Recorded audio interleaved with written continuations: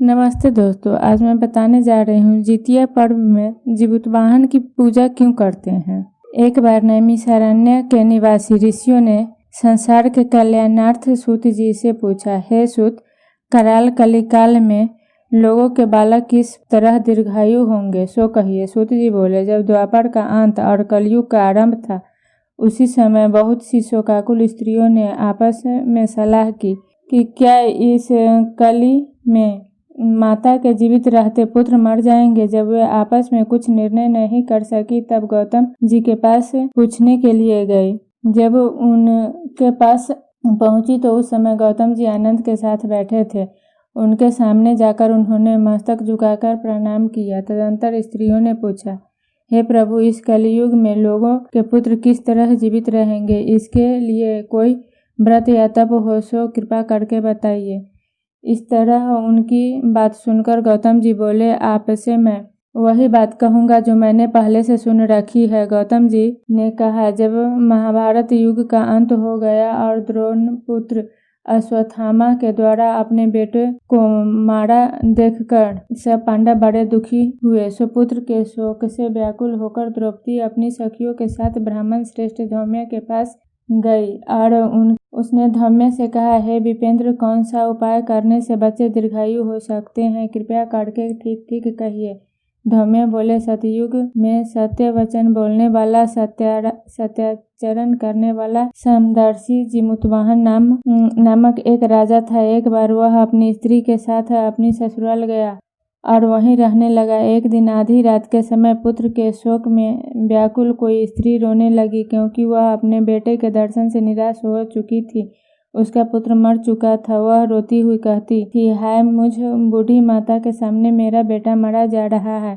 उसका रुदन सुनकर राजा जीमूतवाहन का तो मानो हृदय विदीर्ण हो गया। वह तत्काल उस स्त्री के पास गया और उससे पूछा, तुम्हारा बेटा कैसे मरा है। बूढ़ी ने कहा, गरुड़ प्रतिदिन आकर गांव के लड़कों को खा जाता है। इस पर दयालु राजा ने कहा, माता, अब तुम रो मत, आनंद से बैठो, मैं तुम्हारे बच्चे को बचाने का यत्न करता हूँ। ऐसा कहकर राजा उस स्थान पर गया जहाँ गरुड़ आकर प्रतिदिन मांस खाया करता था। उसी समय गरुड़ भी उस पर टूट पड़ा और राजा के शरीर का मांस खाने लगा। जब अतिशय तेजस्वी गरुड़ ने राजा का बायां अंग खा लिया तो झटपट राजा ने अपना दाहिना अंग फेरकर गरुड़ के सामने कर दिया।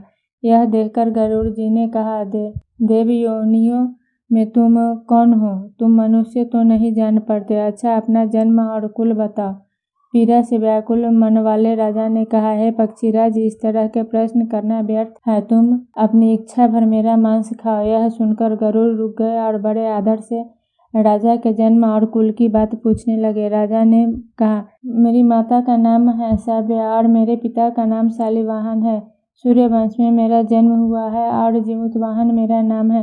राजा की दयालुता देखकर गरुड़ ने कहा, हे महाभाग, तुम्हारे मन में जो अभिलाषा हो वह वर मांगो। राजा ने कहा, हे पक्षीराज, यदि आप मुझे वर दे रहे हैं तो वर दीजिए कि आपने अब तक जिन प्राणियों को खाया है वे सब जीवित हो जाए। हे स्वामी, आप यहाँ बालकों को न खाए और कोई ऐसा उपाय करे कि जहाँ जो उत्पन्न हो वे लोग बहुत दिनों तक जीवित रहे। धौम्य ने कहा कि पक्षीराज, गरुड़ राजा को वरदान देकर स्वयं अमृत के लिए नागलोक चले। वहाँ से अमृत लाकर उन्होंने उन मरे मनुष्यों की हड्डियों पर बरसाया। ऐसा करने से सब लोग जीवित हो गए जिनको कि पहले गरुड़ ने खाया था। राजा के त्याग और गरुड़ की कृपा से वहाँ वालों का बहुत कष्ट दूर हो गया। उस समय राजा के शरीर की शोभा दूनी हो गई थी। राजा की दयालुता देख गरुड़ ने फिर कहा, मैं संसार के कल्याणार्थ एक और वरदान दूंगा। आज आश्विन कृष्ण सप्तमी से रहित शुभ अष्टमी तिथि है। आज ही तुमने यहाँ की प्रजा को जीवन दान दिया है। बस अब से यह दिन ब्रह्म भाव हो गया है। जो मूर्ति वेद से विविध नामों से विख्यात है, वही त्रैलोक्य से पूजित दुर्गा अमृत प्राप्त करने के अर्थ में जीवित पुत्रिका कहलाई है। तो इस तिथि को जो स्त्रियां उस जीवित पुत्रिका की और कुश की आकृति बनाकर तुम्हारी पूजा करेगी तो दिनों दिन उनका सौभाग्य बढ़ेगा और वंश की भी बढ़ती होगी। होती रहेगी। हे महाभाग, इस विषय में विचार करने की भी आवश्यकता नहीं है। हे राजन, सप्तमी से रहित और उदय तिथि की अष्टमी को व्रत करे, यानी सप्तमी विद अष्टमी जिस दिन हो उस दिन व्रत न कर शुद्ध अष्टमी को व्रत करे और नवमी में पारण करे। यदि इस पर ध्यान न दिया गया तो फल नष्ट हो ही जाएगा और सौभाग्य तो अवश्य नष्ट हो जाएगा। जीवित वाहन को इस तरह का वरदान देकर गरुड़ वैकुंठ धाम को चले गए और राजा भी अपनी पत्नी के साथ अपने नगर को वापस चले आए। धर्मे द्रौपदी से कहते हैं, हे देवी, मैंने यह अतिशय दुर्लभ व्रत तुमको बताया है। इस व्रत को करने से बच्चे दीर्घायु होते हैं। हे देवी, तुम भी पूर्वोक्त विधि से यह व्रत और दुर्गा जी का पूजन करो, सो तुम्हें अभिलाषित फल प्राप्त होगा। मुनि राज धौम्य की बात सुनकर द्रौपदी के हृदय में एक प्रकार का कौतूहल उत्पन्न हुआ और पूर्ववासिनियों स्त्रियों को बुलाकर उनके साथ यह उत्तम व्रत किया।